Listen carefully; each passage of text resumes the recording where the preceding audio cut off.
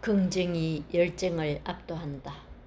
지연이는 윤영은, 펴낸 곳은 프레너미 출판사입니다. 저자는 승무원 출신이다. 뭐든 긍정적으로 해석하고 자신만의 열정을 동력 삼아 긍정 에너지로 꿈을 이루어가는 과정이 인상 깊었습니다. 지금부터 책 속으로 들어가 보겠습니다. 변화하기 위해서는 나를 먼저 바꿔야 합니다. 이 세상의 중심은 나라는 것을 알고 그 중심인 나를 먼저 변화시키면 나를 둘러싼 주위의 모든 것들은 자연히 중심인 나를 따라 변화하게 됩니다. 내 스스로를 먼저 긍정하고 긍정화된 모습으로 이 세상을 바라보면 내 주위도 나에게 긍정적인 모습으로 변하게 됩니다. 그 힘을 경험해 봤기에 이 긍정 에너지는 누구에게나 필요하며 큰 무기가 될 거라고 확신합니다. 내적성에 대한 큰 고민 없이 대학 졸업 전에 꼭 취업을 해야 한다는 생각이었다. 그래서 대학교 3학년 때 목표를 정했고 4학년 1학기에 항공사에 취직했다. 합격 통보를 받았던 순간의 기분이 아직도 생생하다. 지구가 나를 중심으로 돌아가는 그런 느낌이었다. 힘든 일이었지만 힘든 것보다 좋은 점이 훨씬 더 많았다.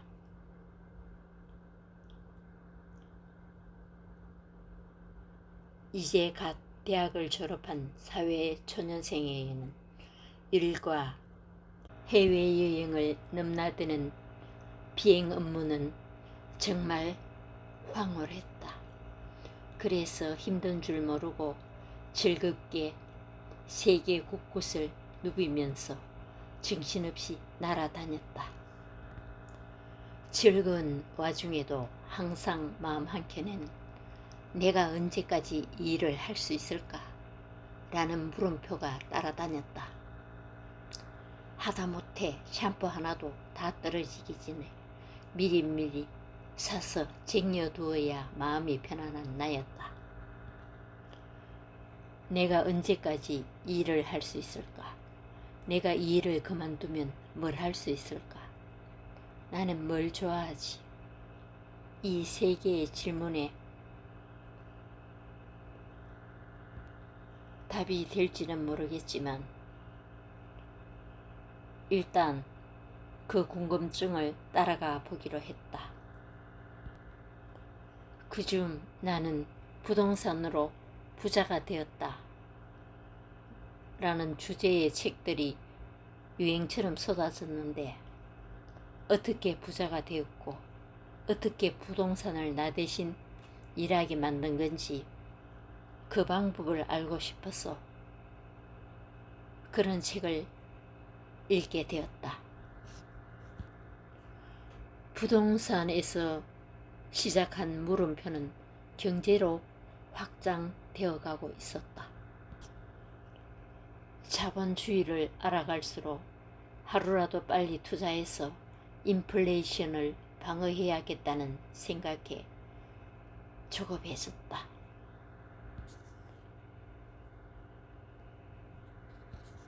더 나은 방향을 찾기 위해 내가 가려는 길에 나보다 앞서가는 멘토를 만나 그 사람의 조언을 듣는 것은 아주 큰 도움이 된다.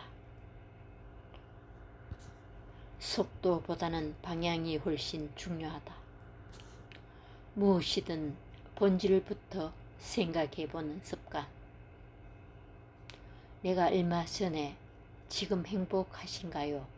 라는 질문을 받고 진정한 나의 행복에 대해 생각하다가 나의 본질은 내 마음이고 나머지는 다 껍데기다 라는 원리에 도달한 것을 힌트 삼아 세상의 모든 일들도 본질과 껍데기로 이루어져 있을 거라 생각했다. 그 본질과 껍데기를 분리할 수만 있어도 원리에 가까이 다가갈 수 있을 것 같았다. 그때부터 무엇을 듣든 무엇을 보든 최대한 껍데기를 걷어내고 본질에 집중하는 연습을 시작했다. 항상 본질부터 파악하는 습관을 들이기로 했다. 집을 담보로 대출받아 마련해둔 투자금을 어디에 어떻게 투자하면 좋을까? 라는 질문에 답을 찾으려고 다양한 분야의 책을 읽었다. 다양한 부동산 강의를 수강하면서 공부했다. 대출받은 투자금이 부동산 투자하기엔 소액이었기 때문에 이것으로 투자를 아무리 잘해도 내가 현재 받고 있는 월급만큼의 소득은 무리였다. 투자금을 가능한 한 빨리 키워야 했다. 지금 매달 받고 있는 월급을 모아서 종잣돈을 만들기에는 시간이 걸렸다. 어떻게 하면 투자금을 빨리 키울 수 있을까 고민하며 관련 책들을 이리저리 뒤적이다가 상가주택이라는 것을 발견했다. 지금 살고 있는 아파트를 전세 주거나 팔고 상가주택으로 이사를 하면 내가 그 상가주택에 살면서 나머지 상가와 주택에서는 월세를 받을 수 있는 방법이 있다는 것을 알게 되었다. 아파트는 내가 거주하면서 돈이 나오지 않지만 상가주택은 돈이 나오는 집이었다. 그렇다면 지금 살고 있는 아파트에서 돈이 나오는 상가주택으로 이사를 해야 했다. 그때부터 상가주택으로 이사를 가야겠다는 목표가 생겼다. 대지시분이 작은 아파트보다는 큰 땅을 깔고 살면서 돈의 가치 하락을 방어하고 주거 비용을 줄여서 투자해 월세도 받을 수 있는 그런 상가주택을 사야겠다고 생각했다.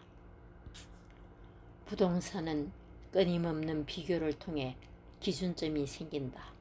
비교하다 보면 조금씩 답에 가까운 것들이 보이기 시작할 때가 온다. 모든 시작은 초라하지만 그럼에도 불구하고 대부분의 사람들은 어떤 변화를 갈망하면서도 쉽게 변화하지 못한다. 왜냐하면 시작을 망설이면서 생각하기만 하니까 그렇다. 왜 시작을 망설일까? 그건 바로 걱정 때문이다. 정확하게는 쓸데없는 걱정 때문이다. 이 쓸데없음을 다른 말로 표현한다면 일어나지 않을 일에 대한 걱정이다. 나는 새로운 시작을 할 때마다 그 새로운 것에 대해 궁금한 점을 다 적어본다. 적어보면 대부분 죄다 걱정에 관한 것들이다. 그러고 보니 시작에 앞서 우리는 얼마나 일어나지도 않을 일을 걱정하면서 시작을 미루고 있는 건가 라는 생각이 든다. 예를 들면 이런 것이다. 바다에 나가서 수영을 하기로 결심했다. 시작. 그런데 바닷물에 막상 몸을 담그려니 망설여진다. 걱정. 첫 번째 걱정은 바닷물이 너무 차 심장마비에 걸려서 죽으면 어떻게 하지? 두 번째 걱정은 바닷물이 짜다던데 짠물이 입에 확 들어오면 어떻게 하지?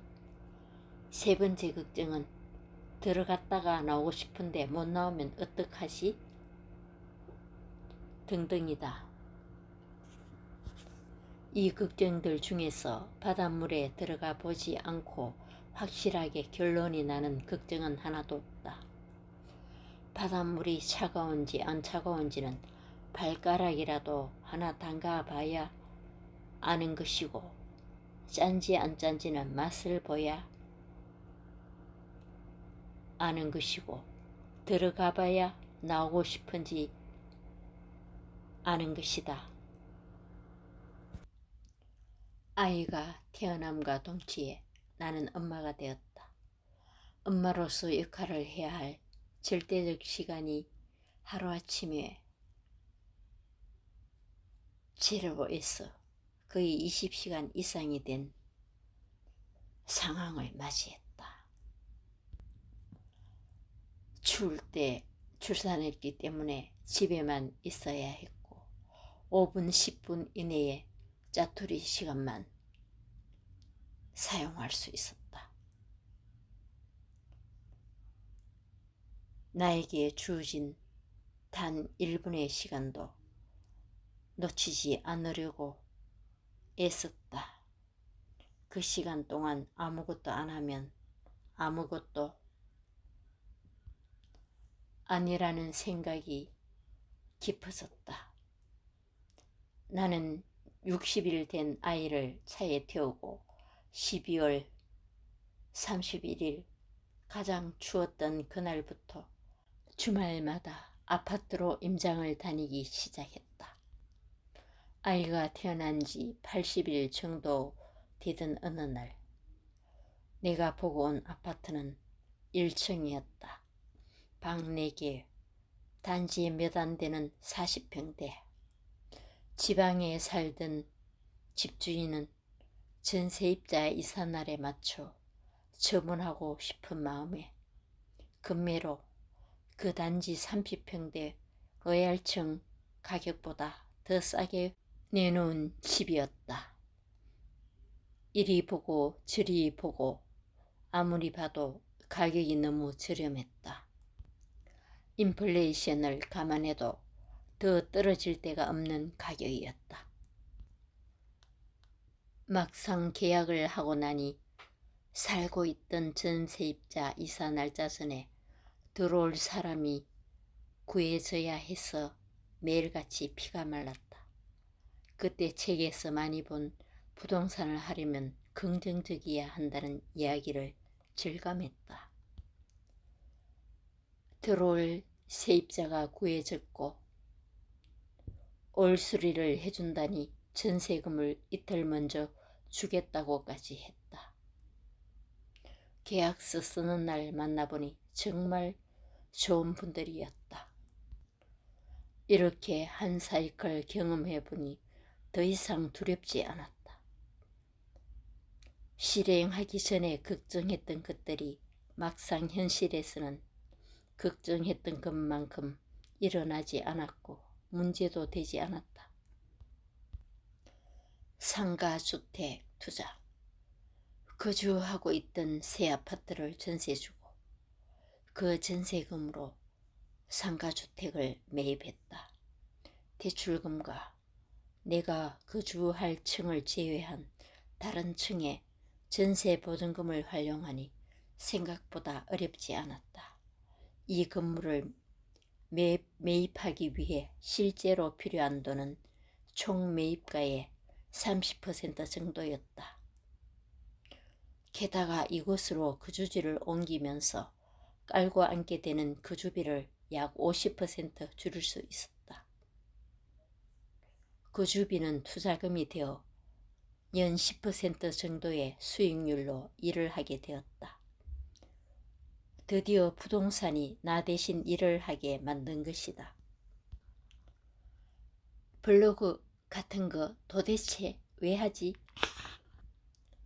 책을 보고 사람을 만나면서 나는 블로그를 시작하게 되었다.